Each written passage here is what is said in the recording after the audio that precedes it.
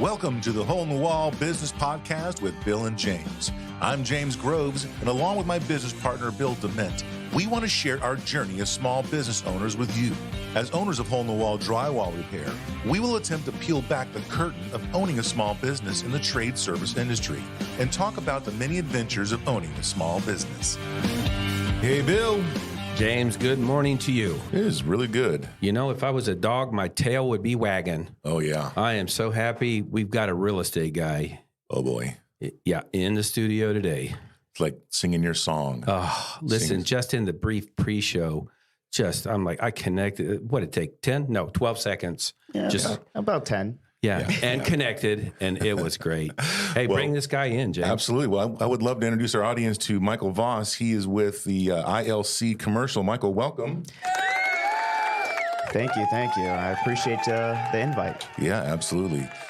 We've had a realtor on before, residential side, and so we were pretty excited to kind of get the commercial side take. And I think that's going to be good today because as business owners, some own buildings, some don't. Yeah. Some do's and don'ts. I just think you've got a great experience that you could share with our audience. But I'd love for them to know a little bit more about you and kind of where you came from. And tell us about Michael. Who are you?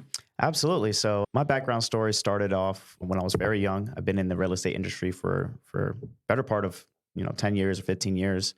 So started off as a family. We used to go from house to house, building houses, living in them, moving to the next house, and then renting out the previous one. So by the age of 18, we probably had like 6 or 7 houses under our belts between the family, primarily just me, my mom, and my brother. And then we were always moving around Central Florida. After that, I started a nonprofit, moved up to Detroit, and started building homes for single parents. All right, you say you've been doing it for a long time. You look like you're 12 already. So. He looks a little older than that, I would think. I don't know. He looks. I'm getting to be 30 soon. So. Oh, really? Yeah. Oh, you don't look 30. Okay. I appreciate it. I try and stay young. Yeah, absolutely.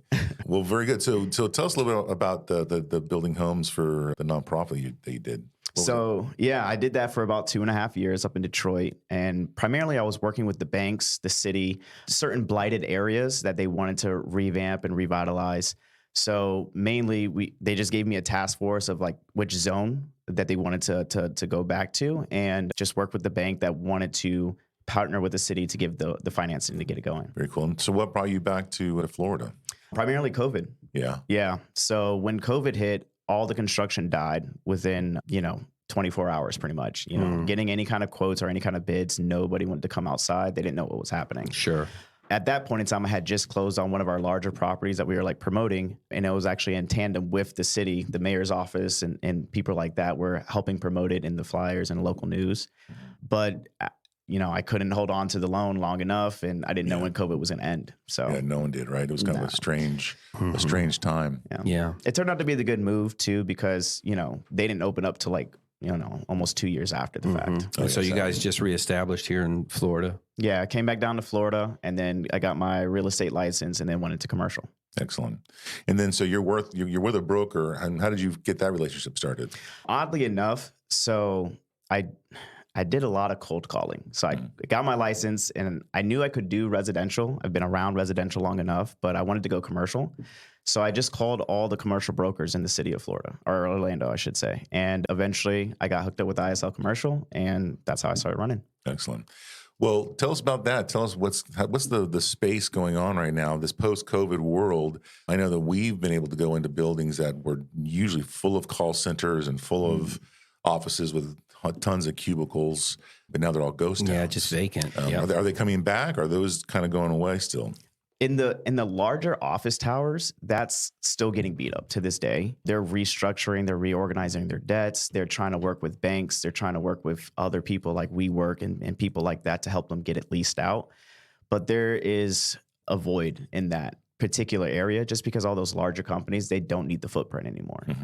They can operate from, remote or they can either put their operations overseas now. That's what they're doing a lot of the times. Wow. Yeah, they're doing virtual assistants in Mexico all the way down to, Costa Rica. And COVID really taught us all how to do business differently, didn't it? It really did. It really did. And it boosted their bottom line, which is great, but it definitely hurt the commercial real estate in the office industry. Yeah, I've seen some that have converted from office buildings into like condos and stuff too. So they're just kind of rezoning the whole areas. we went in to actually go look for some furniture at a place that's being liquidated. And this place, it was a whole floor, the 13th floor downtown, Orlando, 12th floor. And it was scary how ghost town it was, because it was an enormous, large place. It used to be a supply chain, center for a supply company in town. And to see that, it must have been 900 cubicles and offices and conference rooms. Mercy. All gone. Yeah. And the employees, they kept them. They just went remote. People moved. People, built home offices, and they're ready to work from there. So the towers are still hurting. Where are you seeing an uptick in the business? So primarily for Orlando, the uptick is industrial, retail, and then I would say smaller office buildings. So with the increase in population, businesses follow populations, So we had an influx of, 250,000 people within the last year or so. With all that, services come to go service those people. If it's not retail strip centers opening for, Publixes or something like that to give them food, it's industrial being built to service those, logistic corridors and stuff like that. Interesting. Like our complex that we house in here, it's a mixture. It's a mixed bag. And we were talking earlier that we would love to buy our own large building, but the way our rent is structured, it doesn't make sense for us currently, with the interest rates and stuff. Are you coming into challenges getting people financed for those larger things? Yes. The deals are a little bit more creative nowadays. It's not, typically the banks aren't really loaning unless it's a particular situation of like small business owner that they're going to operate out of there. They're not really doing a lot of investment buying and purchasing when it comes to loans like that. There's a caveat there because there are some banks out there that still will loan on those things. It's just the major institutions aren't doing so. So you're not just operating in Orlando. You said something earlier about a project in Melbourne, I think it was. Now tell us a little bit about that. Sure. So the property down in Melbourne, it's a retail strip center, about 4 units. The total square footage is about 6,000 square feet. But we've had the management rights over there for about 2.5, 3 years. Okay. And that's one aspect of the market that we operate in. We also operate all the way down to Naples. We sell a couple, industrial properties down in Naples. Sure. And all the way up to Tampa. So yeah, we just don't really head north too often for our. But you are covering a large swath of Florida. Yeah. Do you go to Jacksonville as well? We haven't been out to Jacksonville yet, but we've had some deals out in Ocala. Yeah. So not the same, but about the same drive time. Sure. So yeah, but Daytona Beach is probably the general area of where we stop that. Okay. When it comes to that direction. Right. Yeah. Have you done any, or do you have any thoughts on mixed use where there is a commercial or industrial and residential mixed? Yeah, actually, last year, one of our agents, Emmanuel, he sold a mixed-use property. It was about 4 units on top for residential, and then underneath it had a church, hair barber shop, and then it had another tenant, like an insurance company. Okay. So all of that bundled together was like a deal for under $1 million, which, in this market was a great deal. No, that's a terrific deal. Yeah. And a lot of the times the deals come together based on stories. I mean, this guy, he had a great story. He was in the Dominican Republic, and he just wanted to go back home and invest back at home. So sure, he's been here for many years, and he's just like, hey, I'm tired of managing this. Yeah. I want to get it gone. What's a price tag we can get it gone for? Yeah, and the beauty of a mixed use like that is that the residential may not pay as much, but it pays every month. Exactly. And then you have sort of commercial or industrial underneath. Well, once they get established in somewhere, they don't like to move around, so they tend to stay for a really long time. Yeah. And the rental rates tend to be a little higher. Is that accurate? Yeah, no, 100%. Like for the same square footage, commercial is always going to be, more. It's just you could get a lot more use out of that space than you can as a residential person. If you have 4 or 5 people coming together to make money, it's just, simple math. It's, if I have an office space, 1,000 square feet or a home, I have 5 people working out of here or 1 person living out of here. So is it normal? Is the mixed use space something that's fairly new here? Because I know it's been that way up in New York and in the cities. There's always like a restaurant underneath and apartments above. When we live in Las Vegas, there were huge areas where they just opened up open air, almost like open air malls, no more roofs and just you walk down the street. But office buildings are, commercial retail downstairs might be an Apple store, but above is like 3 floors of condos up there. Is that normal now, or is that something that's coming back? I think it depends on the density. Yeah. It really depends on the density. And Florida's kind of behind in the times of that kind of concept. You have certain areas where they love the use, like over by the college, UCF, they do it a lot. Even the Fashion Square Mall had a really extensive plan doing something like that. But Florida really doesn't like to do very vertical buildings for whatever reason. Well, I think it's hurricane related primarily. That would make sense. I mean, I just know that in the local counties, they don't really like too much change. Yes. They'll do one building to another, like, hey, retail, you're going to make that into industrial. They'll do that, or vice versa. But to do vertical buildings, that's kind of, they don't really like that too much. What does the landscape look too? They don't want some of the more outside of the city areas to get too high. I wonder.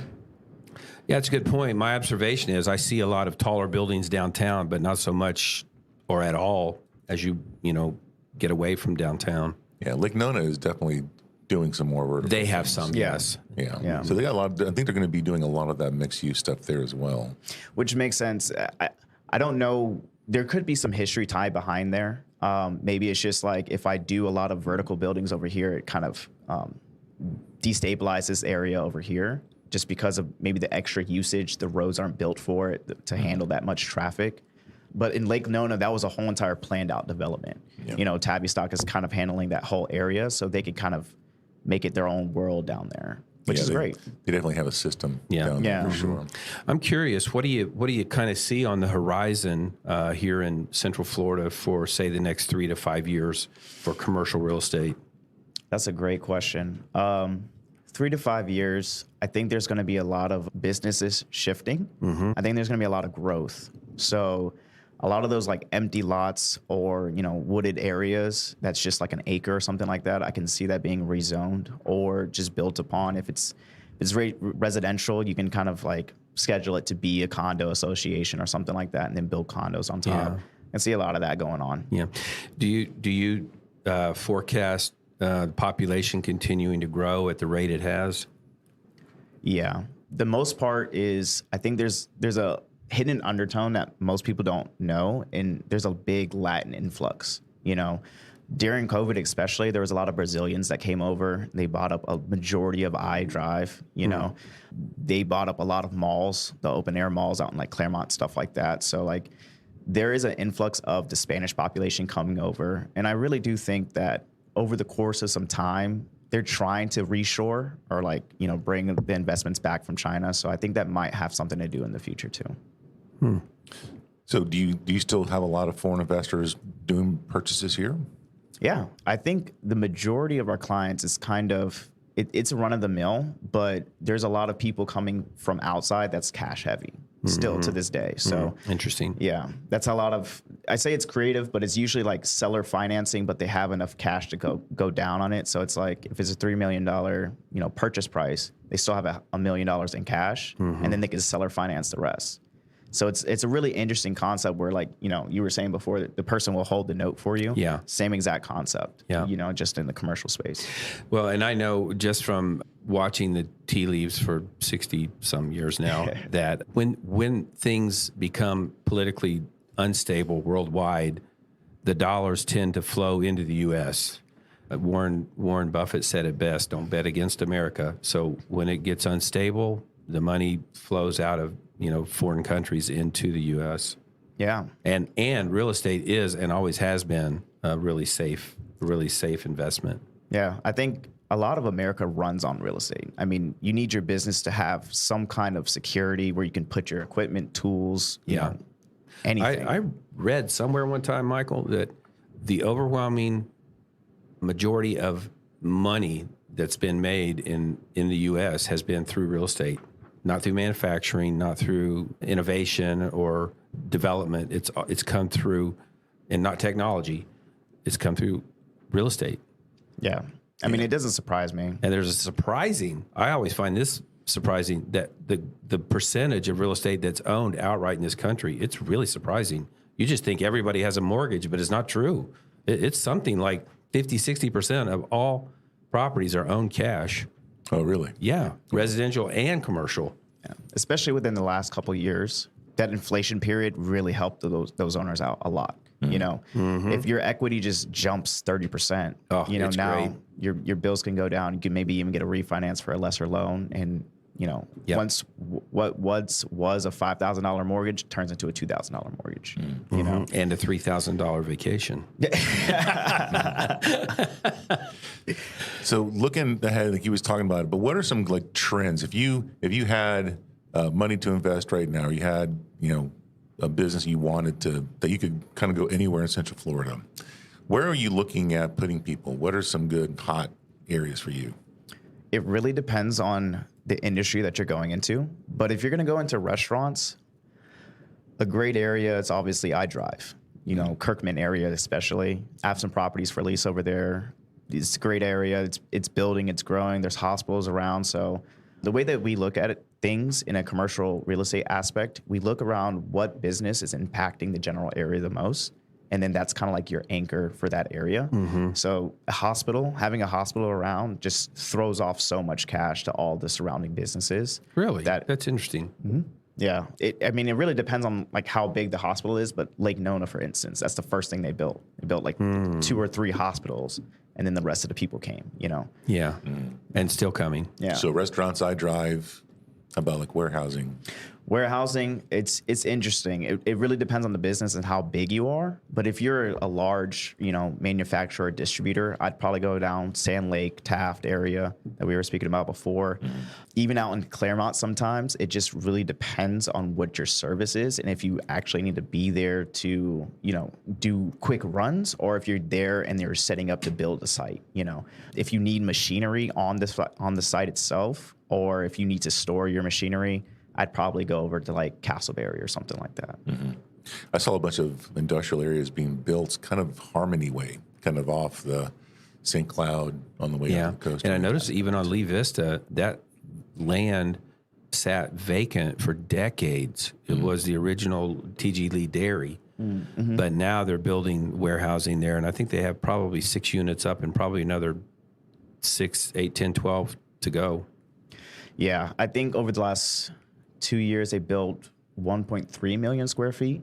That was an area that got hit with the building stick as well, but it was more going down towards kind of Haines City in a sense. They try to push it out that way, but I think they're pulling back now. Oh yeah, yeah. I don't think Haines City is on the agenda yet, but probably in the next 10 years, they'll be good to go.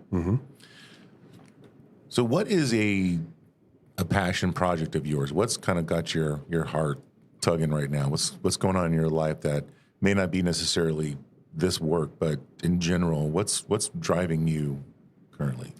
At this point in time, I kind of jumped headfirst into commercial real estate. So one of my passion projects is one of the landlords that he had, like, I wouldn't say like a rough building, but we're working with him in the property management aspect. So we're getting it like, you know, more repositioned so he can sell it and, you know, retire. So that's a good passion project of mine. It's just, you know, it's almost like a value add play, but we're, you know, positioning it so where worst case scenario, he still wins. Like he'll get a tenant that wants to pay the rent and, you know, he can retire off that rent money, but he kind of wants to just sell out and, you know, go somewhere else and drink Mai Tais on the beach somewhere. Sure. So I'm happy to help.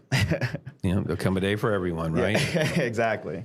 Ready to start your own business? How would you like a jumpstart? Hole in the Wall Drywall Repair is now offering franchise opportunities for strong entrepreneurs. When you franchise with Hole in the Wall, we help you get up, running, and ready to start generating revenue fast. You get access to our comprehensive training program, continued support, and our proven business model that has allowed us to experience explosive growth. Achieve financial success while providing a valuable service to your community. Take the first steps towards achieving your entrepreneurial dreams. Go to holeinthewallfranchising.com.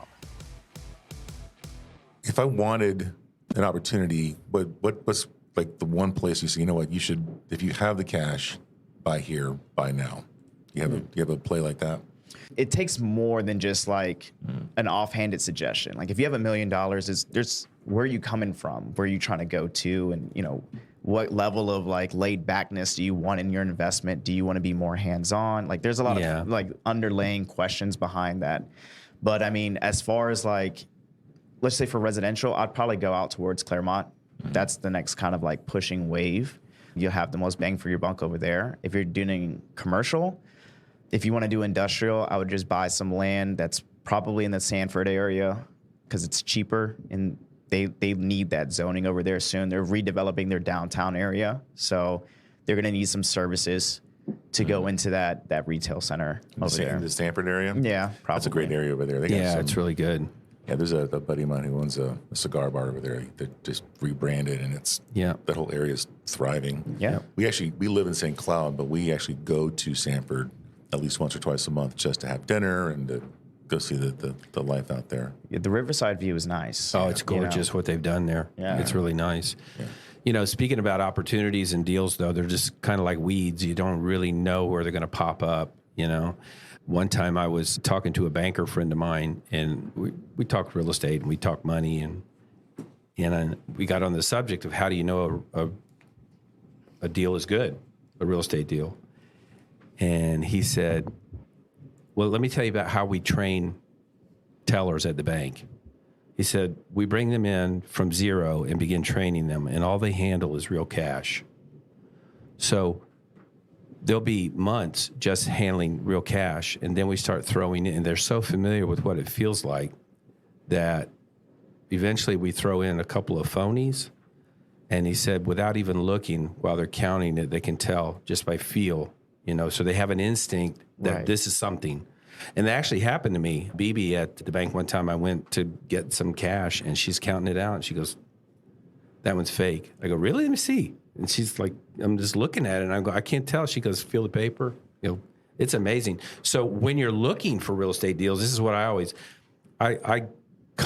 not always buying, but I always keep my attention and my focus on real estate so that I know what the rates are. I know what the prices are on homes, so that when I hit that one, I can feel it immediately. Exactly. And then you do, what Lou Holtz said, success is where preparation meets opportunity, right? So you just make sure you're ready and you have your ducks in a row, and then go. Absolutely. Yeah, I guess it's important that you don't jump into something, that you just make sure that you have all of your ducks in a row and just be ready. I mean, I know Bill. He's always just looking for the next opportunity. Just casually looking. And it may take him 6 months to find it. Oh, no, I found Michael now. I don't even need 6 months anymore. Are you kidding me? Yeah, I mean, things like that do change month to month. I mean, it's just like any business. If you're running your business, sometimes, drywall goes up in X amount of price. Yep. Now your business pivots. Overnight your prices change. It's the same thing with real estate. Yeah. I do want to say one more thing. Yeah. When about businesses and where you want to go to, if you're a new business trying to open up, what I would definitely recommend is just getting your financials in order. It's the same thing that if you were to go to a bank and get a loan.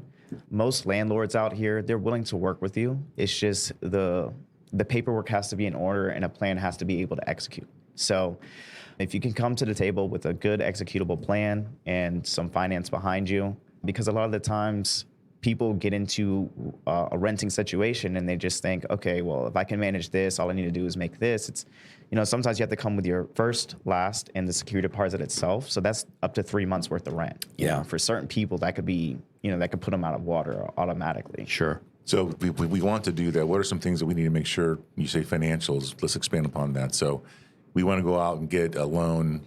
We find a building we like. At what point do we need to start talking to the banks and getting all that dialed in? Do we find the building and then go to the banks, or do we need to go to the banks and then go find the building? So it's go to the building first, find the deal first, because in commercial real estate, there's no like pre-approval status on average, because depending on how the deal is structured, the bank will underwrite it themselves on average. So because it's normally a lot of money that you're putting down with commercial real estate, So anytime you find the deal first, find exactly how you're going to operate it, find your business plan, then go to find financing on that, on the back end.